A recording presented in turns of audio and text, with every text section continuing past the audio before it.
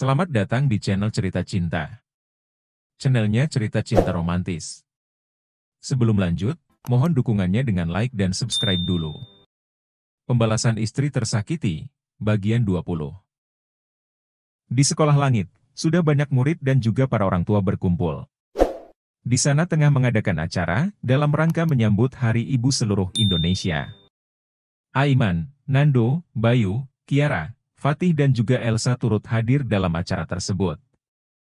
Laras menggandeng tangan putranya menuju panggung acara. Sementara Langit memegang secari kertas di tangannya, yang diberikan oleh Aiman. Laras kembali duduk di kursi penonton, tepat di samping kedua kakaknya. Langit menatap ke arah Aiman, yang dibalas dengan acungan dua jempol dan juga senyum manisnya. Nando bertepuk tangan, diikuti oleh para penonton yang lainnya. Selamat siang semuanya. Perkenalkan, namaku Langit Putra Bagaskara, anak dari Ibu Larasati Putri Aryani dan juga Jeffrey Bagaskara. Terima kasih kepada para guru yang sudah menyelenggarakan acara ini, dan memberikan Langit kesempatan berdiri di atas panggung. Sungguh sebuah kehormatan bagi Langit, bisa menyampaikan beberapa ungkapan kepada ibuku tercinta. Yang sekarang tengah hadir di antara para penonton semuanya. Langit menjeda ucapannya, ia meraup oksigen sebanyak-banyaknya, sebelum ia mengutarakan semuanya. Untuk ibuku, aku bangga lahir dari rahimmu. Banyak suka duka yang kita lewati bersama. Asal kalian tahu. Ibuku adalah pelindungku, rumahku dan juga jiwaku. Aku yang kalian kenal adalah anak dari seorang pebisnis terkenal. Kerap kali aku diejek karena tidak ada sosok ayah yang mengantarku ke sekolah.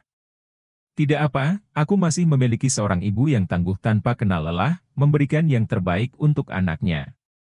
Dulu, seringkali aku dapati ibuku menangis di dalam sepi. Aku dan ayahku dapat makan enak dengan lauk hasil masakannya. Tetapi di balik itu semua, dia makan hanya dengan sedikit nasi putih tanpa lauk di atasnya. Dulu kami hidup sangat amat susah, aku bersyukur ibu hebatku bisa merubah nasib sampai sekarang ini. Langit sangat bangga pada ibu. Jika sudah besar nanti, Langit tidak mau melihat ibu bekerja. Tiap hari ibu kelelahan, bahkan jatuh sakit. Ibu masih ingat? Saat pakaian Langit bolong, ibu menangis melihatnya. Bagi Langit pakaian itu tidak masalah, tapi Langit sakit melihat ibu menangis. Saat Langit kehilangan calon adik Langit, ibu sangat terpukul dan Langit hanya bisa memeluk ibu. Ibu. Langit sayang ibu. Langit janji, suatu hari nanti, Langit akan membalas semua pengorbanan ibu dengan kesuksesan Langit.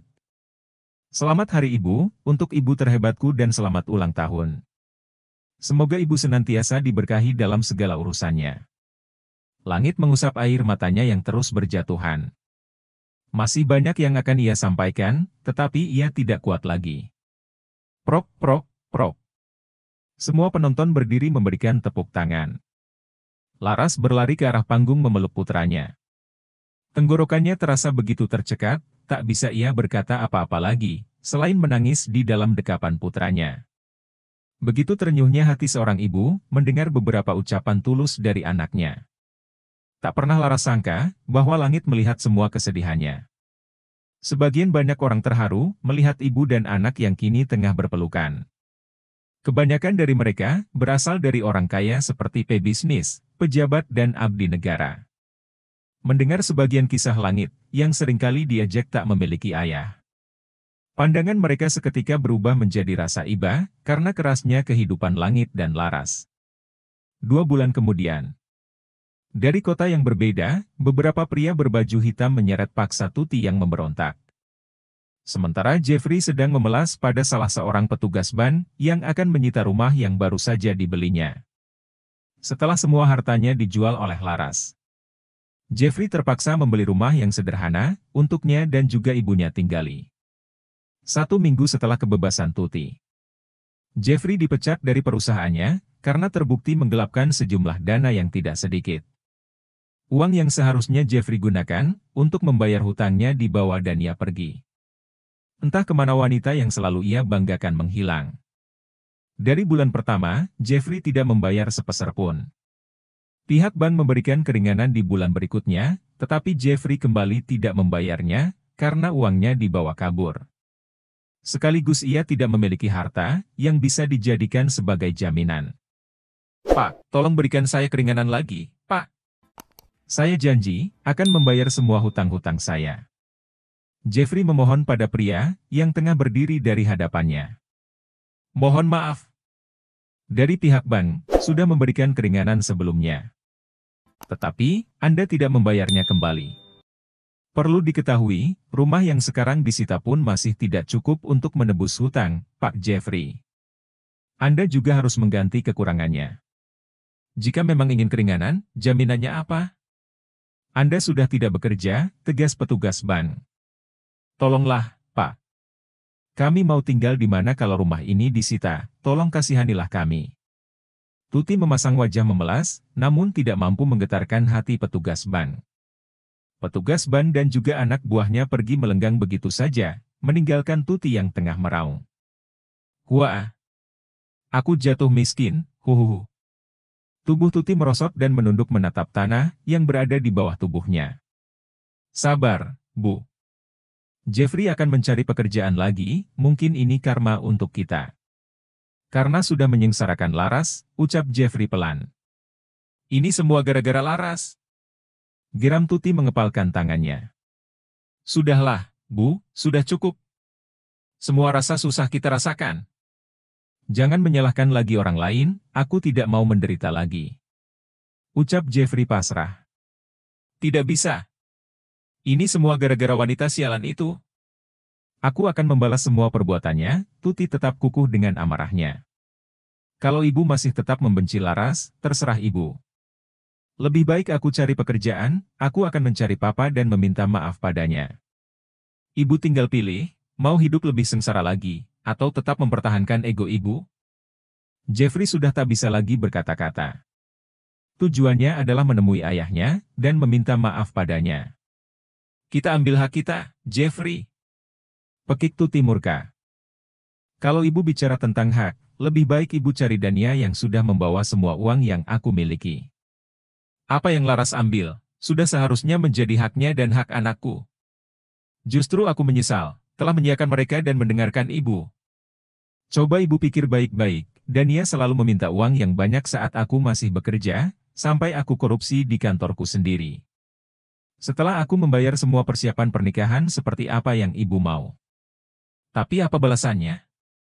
Dia malah pergi, Bu. Tutur Jeffrey, yang mana membuat mulut Tuti bungkam. Apa yang diucapkan oleh putranya memang benar adanya.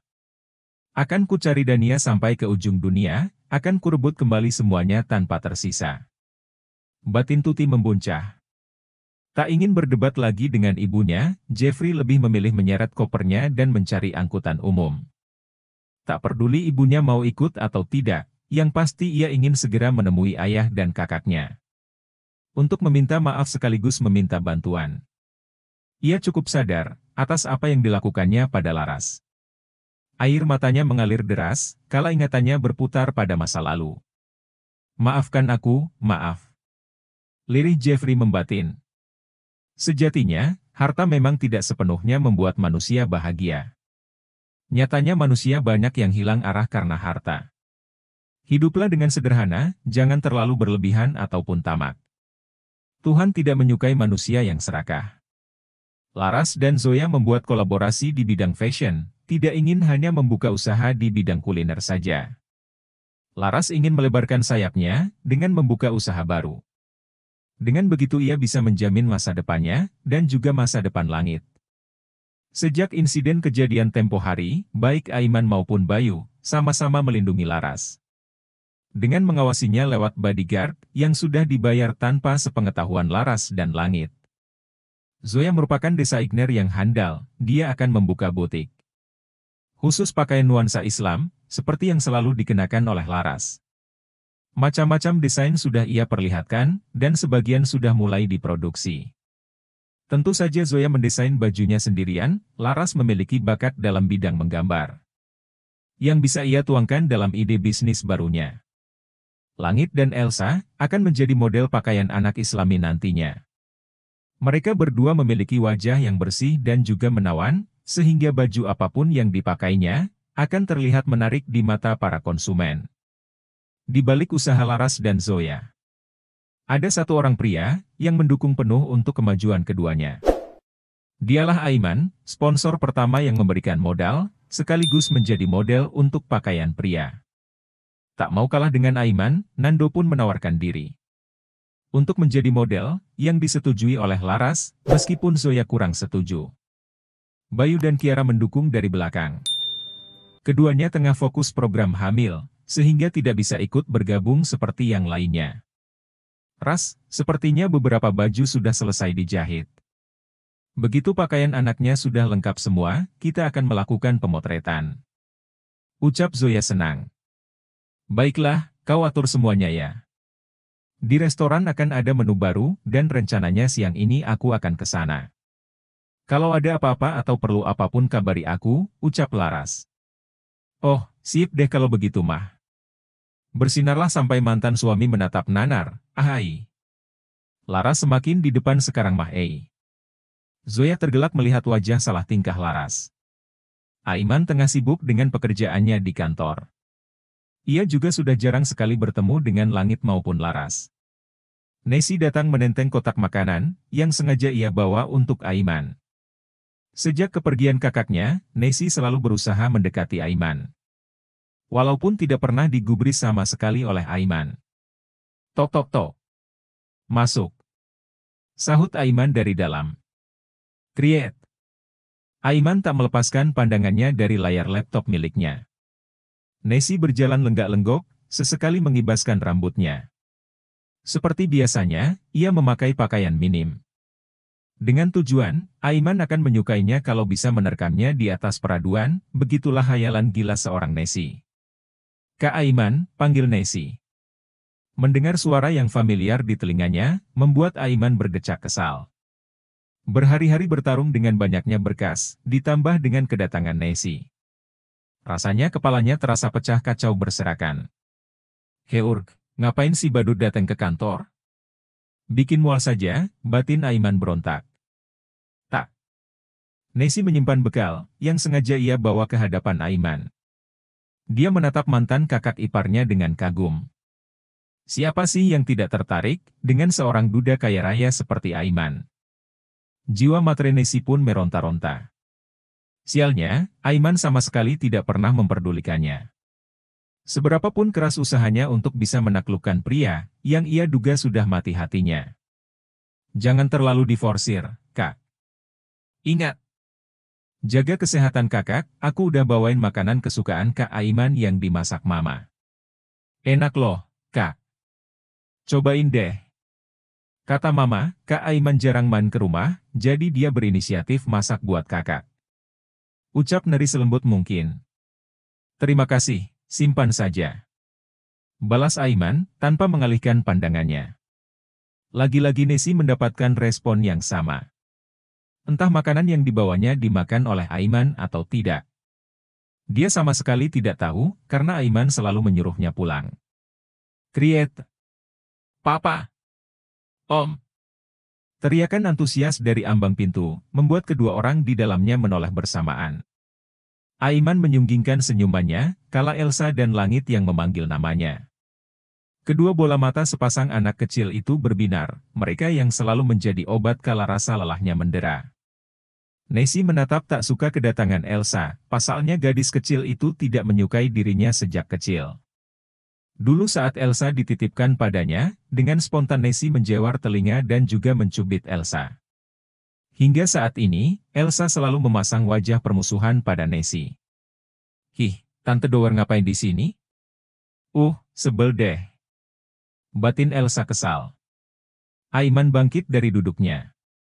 Dia berjalan ke arah pintu, kemudian berjongkok, mensejajarkan tubuhnya dengan kedua bocah di depannya. Kemarilah. Aiman merentangkan tangannya, meminta keduanya masuk ke dalam pelukannya. Nesi memalingkan wajahnya kesal. Ia juga menghentakkan kakinya, karena Aiman lebih memilih menyambut anak kecil daripada dirinya, yang sudah dahulu datang. Fatih dan Laras datang, saat Aiman tengah mendekap Elsa dan Langit. Tentu saja sebuah kejutan tak terduga bagi Aiman, kala melihat wanita yang selalu memenuhi kepalanya. Assalamualaikum, Mas. Laras mengucap salam dilengkapi dengan senyumannya. Waalaikumsalam, wah, ramai sekali yang datang. Silahkan masuk, ucap Aiman, mempersilahkan Laras dan yang lainnya masuk. Begitu masuk, Fatih menatap kehadiran Nesi, yang tengah berdiri dengan muka masamnya. Ia tahu betul, bahwasannya kedatangan Nesi memiliki tujuan tersendiri. Adiknya seringkali menceritakan kerisihannya terhadap adik dari mendiang senja. Beberapa kali Aiman mengusirnya maupun tak menggubrisnya, tetap saja wanita itu kukuh dengan beribu alasan. Ada Nesi juga ternyata. Ucap Fatih. Iya, Kak. Kak Fatih udah lama? Maksudku, tanya Nesi dengan ragu. Sudah beberapa bulan yang lalu. Ucap Fatih tersenyum. Syukurlah, Kak. Aku senang mendengarnya. Kasihan Elsa sering ketakutan, dan pastinya butuh sosok orang tua di sampingnya. Ucap Nesi, melebarkan senyumnya sebisa mungkin. Ketakutan karenamu atau hal lain? Sindir Fatih nyeletuk. Mana ada? Kilah Nesi kikuk. Halo, Mbak. Perkenalkan, nama saya Laras, teman Mas Aiman. Laras mengulurkan tangannya pada Nesi. Begitu Laras mengulurkan tangannya, Nesi menatap dari ujung kepala sampai ujung kaki. Dia menyambut uluran tangan Laras sekilas, kemudian setelahnya ia menarik kembali tangannya, seakan jijik bersentuhan dengan Laras. Nesi, balas Nesi singkat. Cuy, beruk dari planet mana ini? Sombong amat, batin Laras menggerutu. Silahkan duduk, ucap Aiman. Laras dan yang lainnya pun duduk. Elsa dan Langit seakan tak mau jauh dari sosok Aiman, keduanya duduk bersebelahan di atas pangkuan Aiman. Laras dan Fatih sudah meminta anak-anaknya untuk berpindah, tetapi dengan kompak keduanya menolak. Dan Aiman pun tidak merasa keberatan, meskipun bobot tubuh Langit cukup berat. Laras datang tidak dengan tangan kosong, dia membawa 2 paper bag, dan juga tempat makan yang cukup besar. Tadi aku masak banyak, bagaimana kalau kita makan siang bareng? Ujar Laras menawarkan. Ya ai. Makan. Sorak kedua bocah di dalam pangkuan Aiman. Boleh, pasti masakannya enak. Puji Aiman senang. Kak, aku tadi udah bawa makanan loh. Kenapa gak sekalian dimakan saja? Kak Aiman juga bisa berbagi sama yang lain, ucap Nesi basa-basi. Simpan saja untuk nanti, lagi pula aku juga pasti lembur. Ucap Aiman datar. Laras menata makanannya di atas meja. Terlihat dengan jelas wajah kesal Nesi, yang langsung bangkit dari duduknya. Tanpa berpamitan, Nesi keluar dari dalam ruangan Aiman. Bersambung.